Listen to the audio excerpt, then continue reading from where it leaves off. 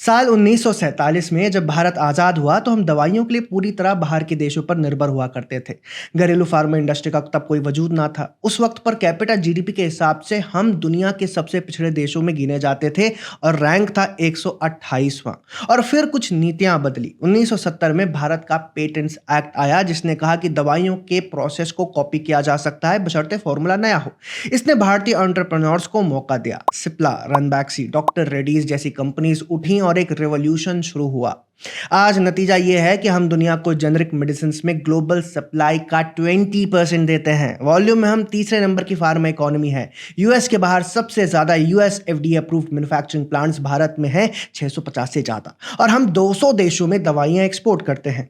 सोचिए, एक देश जो पर कैपिटा में 146वें नंबर पर है वो यूएस के 40% जेनरिक प्रिस्क्रिप्शन भर रहा है, यूके की 25% दवाइयां दे रहा है, अफ्रीका की आधी से ज्यादा जरूरत पूरी कर रहा है। अब ये उपलब्धि क्या पर कैपिटा इनकम से नापी जा सकती है?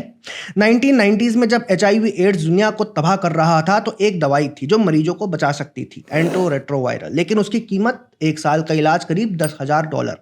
अफ्रीका के लिए तो असंभव था। तब सिप्ला ने वही दवाई $350 में देने का प्रस्ताव रखा। दुनिया हैरान थी। डॉक्टर्स विदाउट बॉर्डर्स ने उसकी दवाई को अपनाया, लाखों जिंदगियां बची। ये कोई चैरिटी नहीं थी दोस्तों, ये भारतीय फार्मा की ताकत थी। Quality with affordability. कोविड के दौरान भी जब दुनिया वैक्सीन के लिए तरस रही थी तब भारत ने 150 से ज्यादा देशों को वैक्सीन सप्लाई की थी।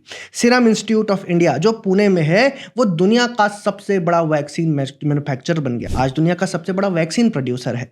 और पर कैपिटा इनकम अभी भी लो है, लेकिन दुनिया पर हमारा असर वेरी हाई।